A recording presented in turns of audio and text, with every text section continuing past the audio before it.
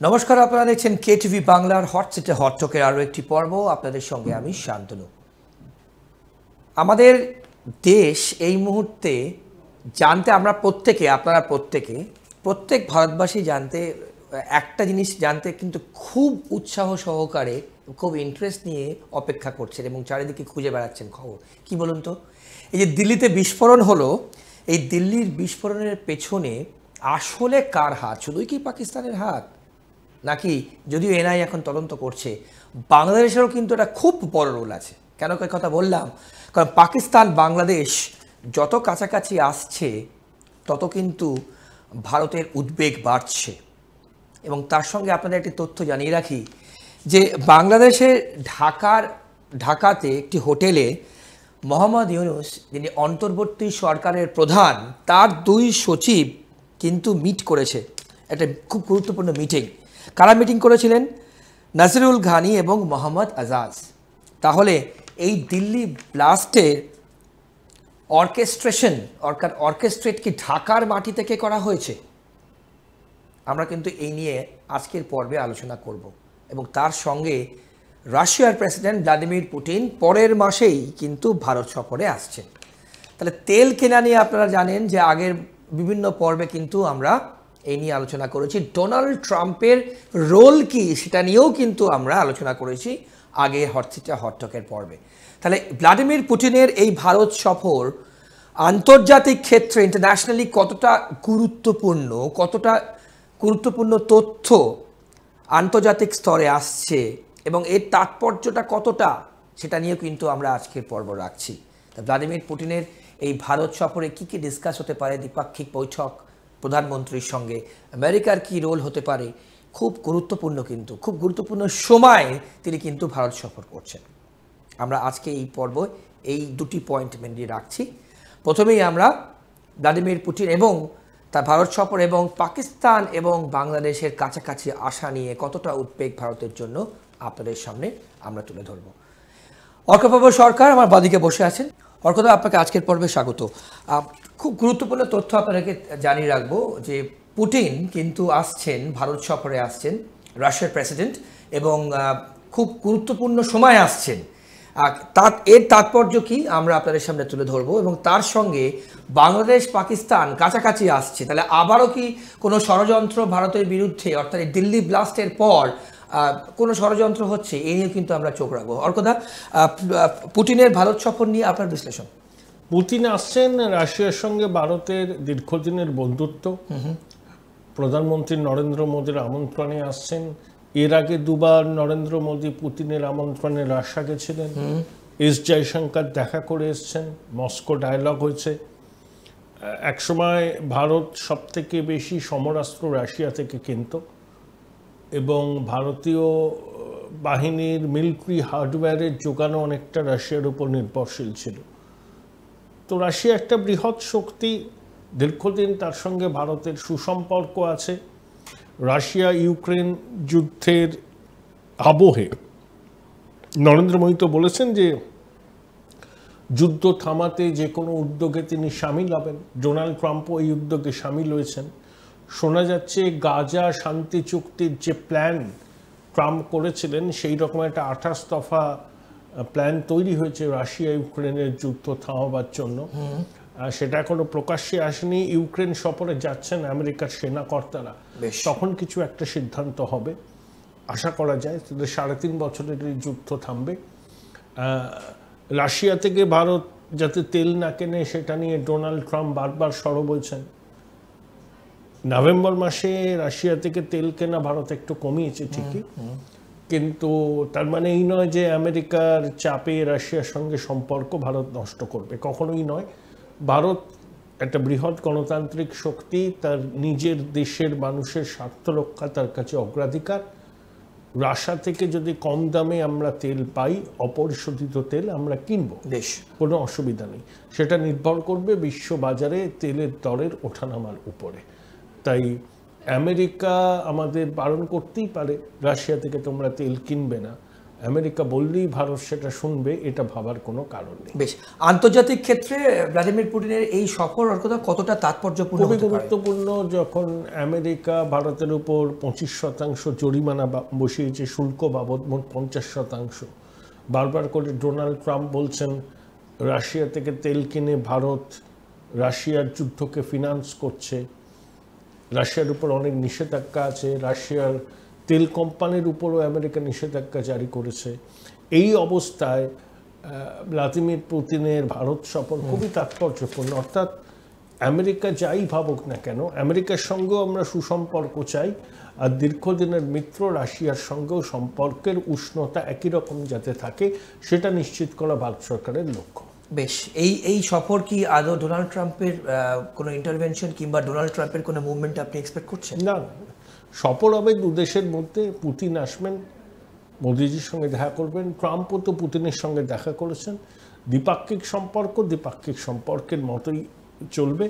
আমরা আমেরিকার সঙ্গে বাণিজ্য চুক্তি দ্রুত সম্পাদন চাই। আমেরিকার সঙ্গে আমাদের বাণিজ্য অতীতেও ছিল, ভবিষ্যতেও থাকবে। তেল, সমরাস্ত্র সবই আমরা নেব। তার মানে এই নয় যে রাশিয়ার সঙ্গে আমাদের বাণিজ্যিক আদান প্রদান বন্ধ করতে হবে। বেশ বেশ, খুব গুরুত্বপূর্ণ মিটিং হতে যাচ্ছে ডিসেম্বরে এই সফর ভ্লাদিমির পুতিনের। এবার বিরতির পর আমরা যে বিষয়ে আলোচনা করব, আপনারা পরে শুনতে পাবেন যে দিল্লি বিস্ফোরণের সঙ্গে বাংলাদেশের যে প্ল্যান হয়েছিল, সেখানে ঢাকা কোনো হোটেলে ইউনুসের 2 সচিব মিটিং করেছিলেন, সেই বিষয়ে আপনারা বিরতির পর বিশ্লেষণ শুনবেন। কিন্তু অর্কদ, আমার প্রশ্ন হচ্ছে, এই বাংলাদেশ এবং পাকিস্তান কাছাকাছি আসাটা ভারতের পক্ষে কতটা বিপজ্জনক? বিপজ্জনক কিছু নয়, আমাদের উদ্বেগ আছে। পাকিস্তান একটা রোগ স্ট্রেট দুর্বৃত্ত রাষ্ট্র, তার সঙ্গে বাংলাদেশের যদি মাখামাখি হয় তাহলে বাংলাদেশের মাটি ব্যবহার করে সন্ত্রাসবাদীরা ভারতে নাশকতা করতে পারে, এই আশঙ্কাটা আমাদের আছে। বাংলাদেশের জাতীয় নিরাপত্তা উপদেষ্টা খলিলুর রহমান কলম্বো সিকিউরিটি কনক্লেভে দিল্লিতে এসেছিলেন। তিনিও বলেছেন যে বাংলাদেশের মাটি জঙ্গি কার্যকলাপে ব্যবহার হতে দেওয়া হবে না, তাদের জিরো টলারেন্স। এগুলো কথার কথা, কিন্তু বাস্তবে কতটা কি হয় আমাদের লক্ষ্য রাখতে হবে। দুর্বৃত্ত রাষ্ট্র পাকিস্তানের সঙ্গে বাংলাদেশের ঘনিষ্ঠতা একটু উদ্বেগের, কিন্তু ভারত সরকার প্রস্তুত আছে যে কোনো ধরনের চ্যালেঞ্জের মোকাবিলা করার জন্য। আগামী দিনে অর্কদা, এটা কি আরো কি সম্পর্কটা কাছাকাছি আসবে? দুই দেশ, পাকিস্তান বাংলাদেশের সম্পর্ক আরো মজবুত হবে। আচ্ছা, কারণ বাংলাদেশের যারা সেনা শাসন ক্ষমতায় আছে তারা পাকিস্তানপন্থী, তারা মুক্তিযুদ্ধ বিরোধী শক্তি, তারা বাংলাদেশের রাষ্ট্র গঠনকে ব্যক্তিগতভাবে স্বীকার করে না। তারা চায় যে পাকিস্তান আর বাংলাদেশ সম্পর্ক মজবুত হোক, বাংলাদেশের নাম পরিবর্তন করে Islamic Republic of east Pakistan হোক। বেশ, অর্কদা, আমরা বিরতি নেব। আমরা একটা বিরতি নেব। বিরতি যখন ফিরে আসব, তখন আমরা বাংলাদেশ নিয়ে কিন্তু একটু তথ্য আপনাদের সামনে শেয়ার করব, যে দিল্লিতে যে ব্লাস্ট হয়েছিল, সেই ব্লাস্টের পরিকল্পনা কি ঢাকার কোনো হোটেলে করা হয়েছিল? যেই হোটেলে করা হয়েছিল, সেই হোটেলে মিটিং করেছিলেন মোহাম্মদ ইউনুস এর 2 সচিব। আরও বিস্তারিত আমরা বিরতির পর যখন ফিরে আসবো আপনাদের সামনে এই নিয়ে আলোচনা করবো। হচ্ছে হট টক ছোটোর বিরতি, কোথাও যাবেন না, সঙ্গে থাকুন। বিরতির পর ফিরে এলাম। আপনারা দেখছেন হট সিটে হট টকের আরও একটি খুব গুরুত্বপূর্ণ পর্ব কেটিভি বাংলায়। অর্কপ্রভ সরকার প্রতি পর্বের মতো এই পর্ব আমাদের সঙ্গে আছেন। এইবার আমরা একটু খুব গুরুত্বপূর্ণ তথ্য আপনাদেরকে আপডেট করি। দিল্লিতে যে ব্লাস্ট হয়েছে, আপনারা জানেন ইতিমধ্যেই দিল্লি ব্লাস্টের কথা, এবং সেই ব্লাস্টের প্ল্যানিং কোথাও কি বাংলাদেশের মাটিতে করা হয়েছিল? সূত্র মারফত যেরকম খবর বেরিয়ে আসছে, ঢাকার একটি হোটেলে কিন্তু মোহাম্মদ ইউনুস, অন্তর্বর্তীকালীন সরকারের প্রধান, আপনারা জানেন চাচা ইউনুস, তার 2 সচিব নাসিরুল ঘানি এবং মোহাম্মদ আজাজ, তারা কিন্তু মিটিং করেছিলেন। সূত্র মারফত যে খবর বেরিয়ে আসছে, তাহলে তারা কি এই ব্লাস্টের পরিকল্পনার পেছনে তারাও ছিলেন? বড় প্রশ্ন, অর্কদা। এগুলো বলা যায় না তারা ছিলেন কি ছিলেন না। নাসিমুল গানি বলে যে ভদ্রলোক আছেন বাংলাদেশের স্বরাষ্ট্র সচিব, তিনি বাংলাদেশে 2000 সালে নিষিদ্ধ জঙ্গি সংগঠন হিজবুত তাহরির প্রতিষ্ঠা করেন। বেশ, তো ইউনুসের ক্যাবিনেটে তো মাহফুজও আছে, ও তো একটা জঙ্গি, আর ইউনুস নিজে জঙ্গিদের নেতা। এই দুরাত্মা, এই লোভী বৃদ্ধের দুর্বুদ্ধি হতেই পারে।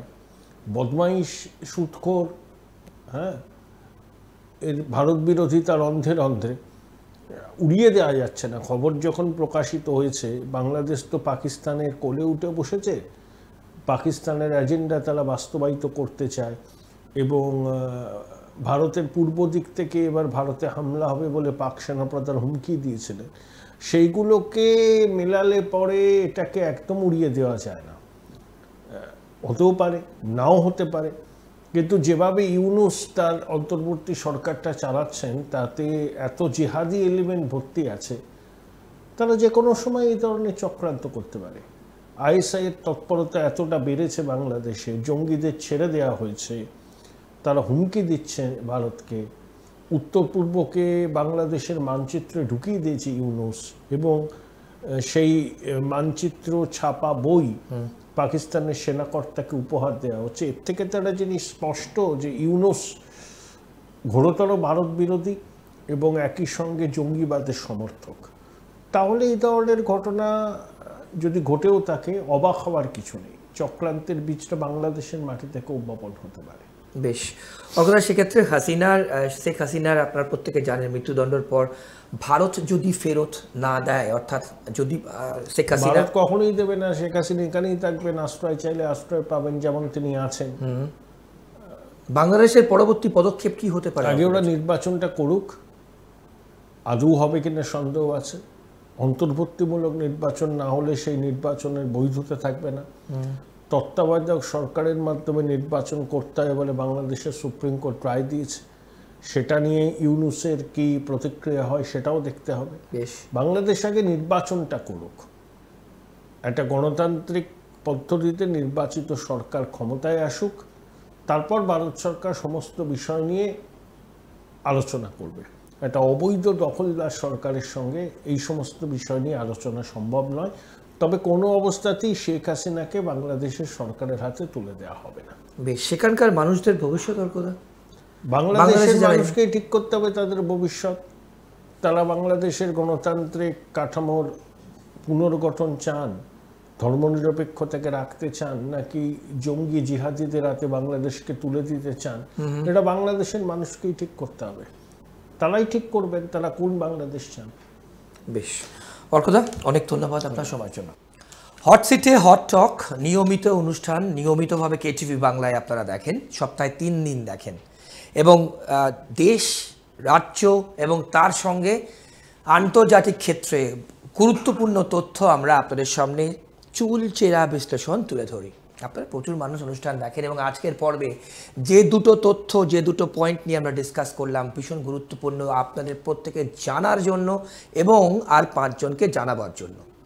তাহলে এই দিল্লি বিস্ফোরণ যা কেঁপে উঠেছিল এবং সবাই আমরা প্রত্যেকে উদ্বেগজনক যে পরিস্থিতি তৈরি হয়েছিল, এই বিস্ফোরণের মিটিং কোনোভাবে কি বাংলাদেশের মাটি ব্যবহার করা হয়েছিল, এই নিয়ে কিন্তু আমরা বিস্তারিত আলোচনা করলাম এবং বাংলাদেশের ঢাকার একটি হোটেলে মোহাম্মদ ইউনূস, চাচা ইউনূস যেভাবেই আপনারা তাকে সম্বোধন করেন, অন্তর্বর্তী সরকারের প্রধান বাংলাদেশের, তার 2 সচিব কিন্তু ঢাকার একটি হোটেলে মিটিং করেছিল। এখন সেই মিটিংয়ের সূত্র মারফত যা খবর বেরিয়ে আসছে, সেই মিটিংয়ে কি এই কোনো যোগ রয়েছে, এই যে দিল্লি ব্লাস্ট হলো, এর কি কোনো রকমভাবে অর্কেস্ট্রেট করা হয়েছিল বাংলাদেশের মাটি থেকে?